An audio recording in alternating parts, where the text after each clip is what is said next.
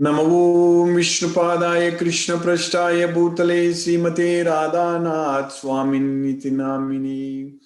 नमो विष्णुपादाय कृष्णपृष्ठाय भूतले श्रीमते भक्तिवेदांत स्वामिन्निति नामिने। नमस्ते सरस्वती देवे गौरवाणी प्रचारिणे निर्विशेष शून्यवादी पश्चात्य देशतारिणे। ओमज्ञानतिमिरान्धस्य ज्ञानाञ्जनशलाकया चक्षुर्मीलितं येन तस्मै श्रीगुरवे नमः। श्रीचैतन्यमनोभीष्टं स्थापितं येन भूतले स्वयं रूप कदा मह्यं ददाति स्वपदान्तिकम्। वन्देहं श्रीगुरु श्रीयुतपदकमलं श्रीगुरून् वैष्णवांश्च श्रीरूपं साग्रजातं सकगण रघुनाथान्वितं तं सजीवम् साद्वैतं सावधूतं परिजन सहितं कृष्ण चैतन्य देवं श्री राधा कृष्ण पादान् सकगण ललिता श्री विशाखान्वितांश्च। हे कृष्णा करुणा सिंधु दीनबंधो जगत्पदे गोपेश गोपिका कांत राधा कांत नमोस्तुते। तप्त कांचन गौरांगी राधे वृंदावनेश्वरी वृषभानुसूते देवी प्रणमामि हरिप्रिये। वाञ्छाकल्पतरुभ्यश्च कृपा सिन्धुभ्यैव च पतितानां पावनेभ्यो वैष्णवेभ्यो नमो नमः। श्रीकृष्ण चैतन्य प्रभो नित्यानंद श्री अद्वैत गदाधर शिवासादि गौरभक्तवृंदा। हरे कृष्ण कृष्ण कृष्ण हरे हरे हरे राम राम राम हरे हरे। ईश्वरा परम कृष्ण सच्चिदानंद विग्रह अनादिरादिर गोविंदा सर्व कारण कारणम। हरे Krishna. By the causeless mercy of the Supreme Personality of Godhead Sri Krishna, we have successfully finished 12th chapter of Bhagavad Gita. So we are starting the 13th chapter today. For those who are joining for the first time, we are actually studying this Bhagavad Gita because I'm going to refer many slokas even from the previous chapters. So that way you won't feel that we are missing something. And this Bhagavad Gita itself should be understood completely. All the 18 chapters, 700 slokas. Sometimes devotees ask the question, which chapter or which sloka should I study, which is important. So in Bhagavad Gita, every sloka is important because every sloka is coming from Krishna. Whatever Lord Sri Krishna is saying, this Bhagavad Gita is song. This is the song of God. So everything is coming from Krishna. This knowledge is very, very important. So, but as an essence, what we understand from the second chapter itself, when Arjuna, in the first chapter, Arjuna told Krishna about his situation and then he didn't want to fight. And then in the second chapter, when Arjuna asked Krishna to tell him what is good for him, in the 7th sloka, in the second chapter, Yasreyasya nishchitam brughitanme, because I don't know what is good for me, because I'm completely confused because of my miserly weakness. So in this condition, in this deluded condition, I'm asking you to tell me what is good for me. I am your disciple, a soul surrender unto you. You please instruct me. Sisyasteyagam, sadimam, tvam prapannam. So at that time, Krishna told Arjuna immediately that you are speaking like a learned person, but you are worrying for no reason because you are not understanding that you are the soul. That's what is very important. A Pandita, that means a person who has the knowledge of this Bhagavad Gita. Gatasum agatasumscha nanu sochanti pandita. A Pandita does not lament neither for the living nor for the dead. So a Pandita is not going to lament. So, because a Pandita understands that we are not the body, we are the soul. So when we are dead, so only this body is dead, but not the soul. The soul is never dying. The soul is always there. So that's what in the second chapter, the sloka number 11 to 30, in those 20 slokas, we very clearly understood that we are not the body, we are the soul, and the soul is always going to be there. So never was there a time when I did not exist, nor you, nor all these things, and nor in the future shall any of us cease to exist. That's what Krishna told. So we are all soul, including Krishna. Krishna is the super soul. Krishna is the Paramatma, and we are the soul. So we are Jivatma. and this material world is actually, it's made up of matter, but the soul is not made up of matter, because the soul is actually para prakriti. It is the superior nature, whereas this material world is apara prakriti, which is the inferior nature. So the soul is separated nature from Krishna. It is binna prakriti. So apareyam mitastvanyam prakritim vidhi me param jiva bhuta mahabaho yayedam daryate jagat. So we are that para prakriti and we are the soul. But unfortunately, we are stuck in this material body. We are in this material world. So this is not, we don't belong to this place. We need to understand we don't belong to this place. The soul need not be in this material world and struggling and suffering in this material world. This is because of our lack of knowledge, because of our ignorance, and because we are attached to material sense objects, and because of our ahankara, false ego, because of because we are fools. That's it. Because we are fools, we are in this material world. That's it. Krishna is saying vimuda. Vimuda means fools. One who has no knowledge. We have no knowledge about ourselves. So that's why we are struggling and suffering in this material world.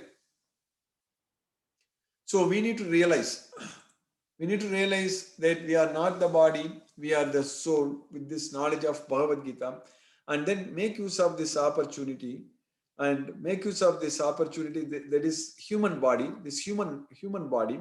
So this is a very special body. So we need to make use of this opportunity to realize, to become a Pandita. That's what is main thing. First, we need to become a Pandita. That means we should get the knowledge of Bhagavad Gita. That's what known as becoming a Pandita. Pandita means having the knowledge of Bhagavad Gita. So if we have the knowledge of Bhagavad Gita, that means we become a Pandita. So then there is no confusion. Then we will be able to live with the knowledge. We will be able to act with the knowledge. So that way we will be able to see everywhere souls. We won't see everywhere bodies. Without the knowledge of Bhagavad Gita, all places, whomever we meet with, wherever we are going, so everywhere we only see bodies. The bodies only we are seeing. Bodies are going here and there, all those things. We are seeing everywhere as bodies. But we need to see everywhere souls. How are we going to see that in each and every body there is a soul? So everybody is a soul. So how are we going to see that? How are you going to recognize and see that?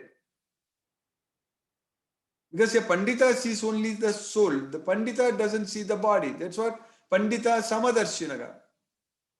So Pandita Samadarshina means he sees only the soul.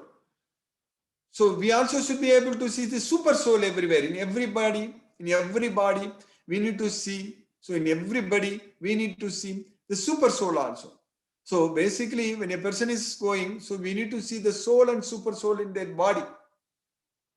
So that is the knowledge we need to gain in this Bhagavad Gita. That's why Krishna is saying that you need to realize, understand that you are not the body, you are the soul. So then that means you are a Pandita.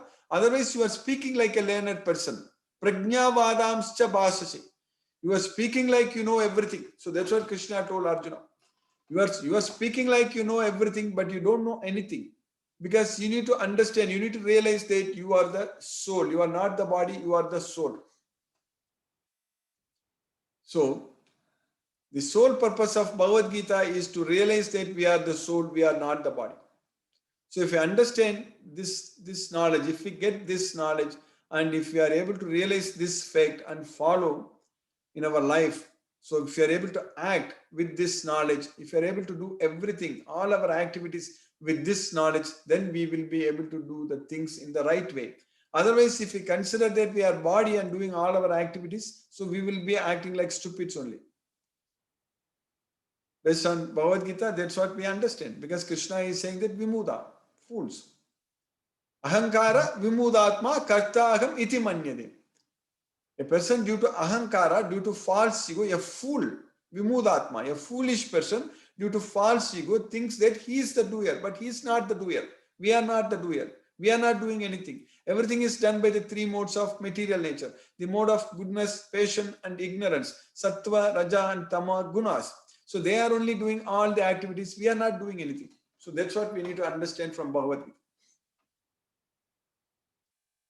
This Bhagavad Gita knowledge very clearly Krishna is teaching us, and Arjuna is asking excellent questions. So that's what is very important.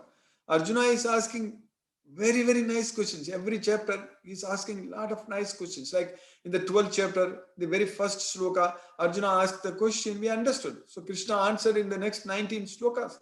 So Krishna answered very clearly. Arjuna asked, what is the best way of worshipping you, as a person or as an impersonal, in your impersonal form?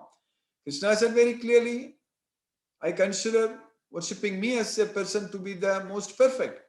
Teme yukta tamo matara. So that way we need to worship Krishna as a person. So that point is very clear because Arjuna asked that question. So we know very well that Krishna is the supreme person. He is the supreme personality of Godhead. He is the Purushottama. Krishna is Purushottama. So he is the supreme personality of Godhead. So we need to worship him as a person. So that point is very clear. And whether we need to do our activity or we need to renounce our actions, we need to do our activity. We need to perform everything as an yoga. Everything should be offered to Krishna. So all the activities we should carry out, we should do everything only as an offering unto Krishna. Only for the satisfaction of Krishna. If we are not doing our activities for pleasing Krishna, so if we are trying to please ourselves, we will be very much displeased. The end result is going to be suffering. If we try to enjoy ourselves, we will be only suffering. We cannot enjoy. The real enjoyment is not there in this material world. This material world, everywhere, only sufferings are only there. So whatever we get with this material body, with this material sense objects, whatever enjoyment we will get with this material sense objects, it's all suffering. It's all the sources of suffering. So the real enjoyment comes, the real happiness comes only when we are able to connect with Krishna, only when we have this Bhagavad Gita knowledge, we realize that we are the soul, we are not the body, we are the soul. And we understand that Krishna is the supreme personality of Godhead, Krishna is the super soul. And if we are doing all our activities as an offering unto Krishna, so then the real enjoyment, the real happiness comes. That is the way to enjoy. That is the way to enjoy. Satatam kirtayanto mam yadantascha dhritavrataka namasyantascha mam bhaktya nityayukta upasate. So always chanting my glories. Satatam kirtayanto mam. Satatam kirtayanto mam yadantascha dhritavratakam namasyantascha mam bhaktya Nityayuktaga upasade. So namasyantascha mam bhaktya. So they will worship me with devotion. So namasyantascha mam bhaktya nityayukta upasate. Always engaged in my devotional service. So that's where the real happiness lies. So we will be able to enjoy unlimited happiness. We'll be able to experience that supreme bliss only by remembering Krishna, only by working for Krishna and getting this knowledge of Bhagavad Gita and acting as per the instructions given by Krishna. So then we are able to get the real enjoyment.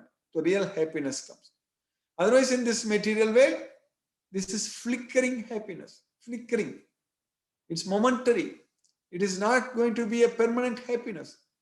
And it also brings a lot of distress. The end result is only suffering in this material world. And on the top of everything, when we act in this way with attachment to the results, then we are going to be bound by the results. So that means we will get ourselves more and more entangled in this material world. So then it's going to be very difficult for us to get out of this entanglement. So that's why we need to effectively make use of this human body. We cannot lose this opportunity. We cannot miss the boat. So this Bhagavad Gita is the boat of knowledge. It's the Jnana Plavena Naiva. So Vrijinam Samtarisyasi. So one can cross beyond the ocean of material miseries. So if we get into this boat of knowledge, we will be able to cross beyond the ocean of material miseries. So we cannot miss this opportunity. This is a great opportunity. We got it and we have to use it. And we have to get out of this world, out of this material world. So this ocean of material miseries. So that's why Yajnatva Mokshashe Asubhat. So if we get this knowledge, we will be freed from all miseries of material existence. Yajnatva Mokshashe Asubhat. So we should know this. So Yajnatva means by knowing this, by understanding this knowledge of Bhagavad Gita, we are freed from all miseries of material existence. So by Krishna's causeless mercy, we got the opportunity to study and understand Bhagavad Gita. So we are getting this knowledge. So now we need to make use of this knowledge. And the best way of making use of this knowledge is just spreading this message everywhere. So making many devotees, many Krishna's devotees everywhere. So that way we are going to get the benefit of this knowledge, this Bhagavad Gita knowledge. That is a very important service we need to do. Very important service. That is the only service we need to do. That's it. The only job. If anyone asks, what should I do? I want to serve Krishna. I want to please Krishna. What should I do? We should simply spread this message and simply tell everyone that we are studying Bhagavad Gita every day. Just come and join this Zoom. Just share this Zoom link and spread this message. That's the way to spread this Bhagavad Gita. Because here we are not studying anything other than Bhagavad Gita. We are studying only Bhagavad Gita, only all the slokas in Bhagavad Gita. Only we are all the time talking about Krishna only. At this point of time, we are completely disconnected from this material world. We are not at all connected to this material world, at least at this point of time every day. So this time is a very important time for us every day.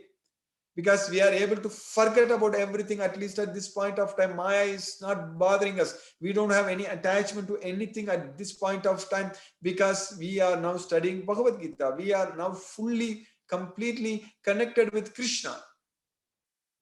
So that way, by Krishna's causeless mercy, we have got this opportunity to study this Bhagavad Gita. We are making progress also. We are making great progress. When we want to study Bhagavad Gita, we will never stop it. In this material world, a lot of other things, we may try something we want to do, but in between we will stop it. We will stop it. But Bhagavad Gita is not like that. This Bhagavad Gita, when we study this Bhagavad Gita, when we get this, when we are able to experience that happiness, that enjoyment, that susukam, kartam, then what is going to happen is that we will get addicted, that addiction. So this addiction is the only addiction we need to have. We should be addicted to Krishna. We should be addicted to studying this Bhagavad Gita. So because we are getting happiness. This material world, people are getting addicted to smoke, liquor, all such things. So because they think that they are getting some happiness. But the real happiness, we get it in this Bhagavad Gita. When we study Bhagavad Gita, when we are talking about Krishna, when we are experiencing this bliss, susukam kartum avyayam, we are able to get this susukam kartum means extreme happiness. That's what susukam kartum avyayam. So that way, this knowledge of Bhagavad Gita is definitely going to destroy all our obstacles, all our problems, all our miseries. So this Bhagavad Gita is actually the solution for all our problems. It is the one solution, just one book, only one book, Bhagavad Gita, only 18 chapters, only 700 slokas. So the solution for our problems. What are our problems? Our problems are birth, old age, disease and death. Every day we are talking about it. Janma, Mrityu, Jara, Vyadi. So those are our problems. Janma, Mrityu, Jara, Vyadi. Birth, old age, disease and death. But if we are freed from the three modes of material nature, we are freed from the Janma, Mrityu, Jara, Vyadi. That's it. If you are freed from the three modes of material nature, the gunas. But how are you going to get freed from the three modes of material nature? Only by getting this knowledge of Bhagavad Gita. Because in Bhagavad Gita only we understand that we are controlled by the three modes of material nature. In Bhagavad Gita only Krishna is very clearly teaching us that how the three modes of material nature are controlling us. So, Gunanyetan atitrain dehi dega samudbhava janma mrityu jara dukkaihi vimukto amritamashnute. So, if you are able to transcend these three modes of material nature, if you are freed from these three modes of material nature, so then Dehi, that is the soul, Dega Samudbhava, that means produced from the body, produced by the body, Janma, Mrityu, Jara, Dukkai. So birth, death, old age and distress. Janma, Mrityu, Jara, Dukkai, Vimukto Amirtamashnute. So you will be freed from all these things and attains the permanent life in Krishna's abode. So liberation from this material world. So Amirtam Ashnute, we will reach Krishna's kingdom. So that's why Gunan Etan Ati Trayin Dehi Dega Samudbhava, Janma Mrityu, Jara Dukkehi, Vimukto, Amirtamashnude. So we are going to be freed from the three modes of material nature when we get this Bhagavad Gita knowledge. When we use this Bhagavad Gita knowledge in our life, when we get this knowledge fully, then it is very much possible for us to free ourselves from this entanglement, because we will be completely connected with Krishna. So that means we will be able to completely disconnect ourselves from this material world. So when that happens, when we are able to always connect with Krishna and do everything for Krishna, when that happens, so then we don't have to worry about anything. So let Krishna solve all our problems. We really don't have to think or worry about our problems. So that will become Krishna's problems and he will solve. So we will just have to remember him. That's it. So we just have to remember Krishna. That's what we are doing. So that's why we are able to study and understand this Bhagavad Gita very well. So now we finished 20 slokas in the 12th chapter. So that means we finished the 12th chapter. So we are starting the 13th chapter. As I said, because I'm covering all these slokas from different chapters. For example, today, most of these slokas in the second chapter I covered. So for anyone who joins in between, so no need to think that we are already in the 13th chapter. You are going to get the complete knowledge of Bhagavad Gita over a period of time. And we are not going to stop this even after finishing 18th chapter. We are going to continue. So this Bhagavad Gita is the studying Bhagavad Gita is something we should never stop. We should keep studying, because we are always listening to the Supreme Personality of Godhead, Sri Krishna.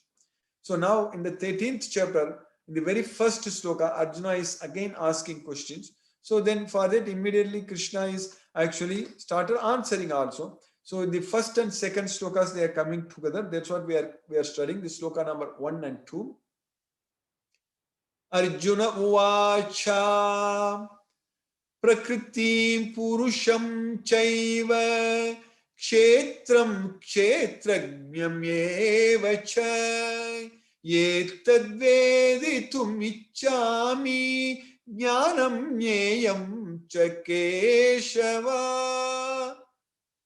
Shri Bhagavan Vacha Idam Sariram Kaunteya Kshetram iti abhidiyate Yetadyo vetitam prahuhu Kshetrajna iti tadvidaga. So now Arjuna is asking the question. Sri Bhagavan, the Supreme Personality of Godhead, Sri Krishna, is answering. So what is Arjuna is asking? Prakritim Purusham Chaiva Kshetram Kshetrajnam Evacha. So I want to know what is Prakriti, what is Purusha, what is Kshetra, Kshetrajnam. I also want to know what is Jnanam and Jneyam. So I want to know what is knowledge and the knowable. So I want to know what is Prakriti, Purusha, Kshetra, Kshetrajna, Jnana, Jneya. See, some of these words we have not even heard about it. So, but like Kshetra, Kshetrajna and all, the explanation, the scientific explanation, because Arjuna is asking now, Krishna has to explain. It's a very important word, technical words for us to understand. So like even in the 8th chapter also, the very first sloka, Arjuna asks, first 2 slokas, he asks questions. Kim tat brahma, kim madhyatma, kim karma purushottama, adibhutam cha kim proktam, adidevam kim uchyate, adiyajnah katham kotra, degesmin madhusudana, prayana kale cha katham nyeyosi niyatatma bhigi. So he asks so many questions. So like that here Arjuna is asking the question. Prakriti, Purusha, Kshetra, Kshetrajna, Jnana, Jneya, I want to know. So for that Shri Bhagavan immediately he started replying, answering.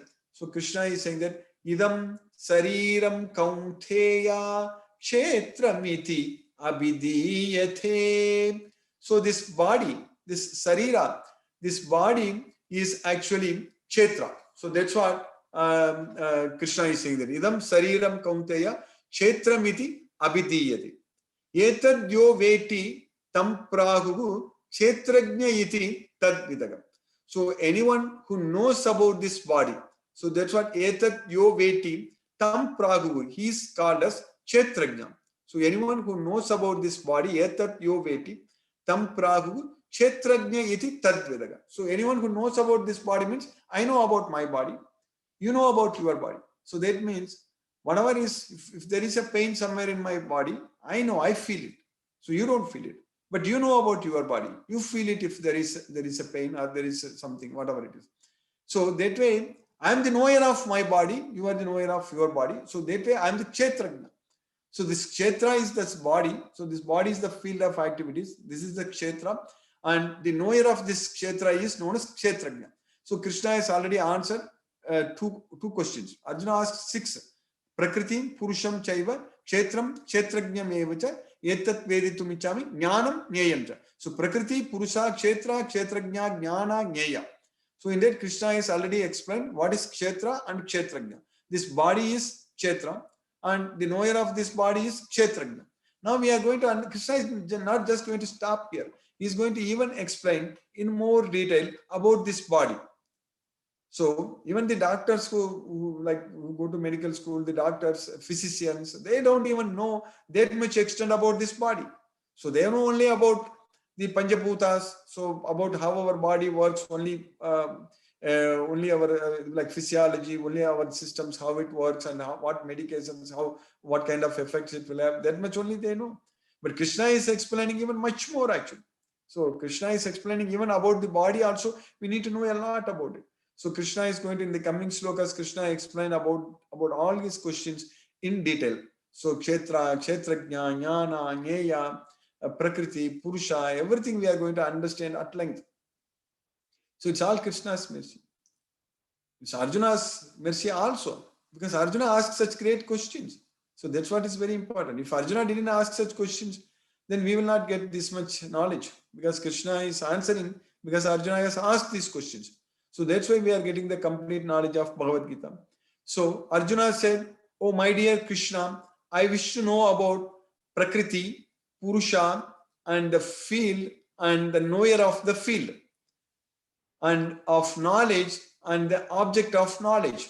The Supreme Personality of Godhead said, "This body, O son of Kunti, is called the field, and one who knows this body is called the knower of the field." So that's what we understand. So by Krishna's causeless mercy, we finished 2 slokas in the 13th chapter. Hare Krishna. I will stop now and we'll discuss if any questions are there. Hare Krishna.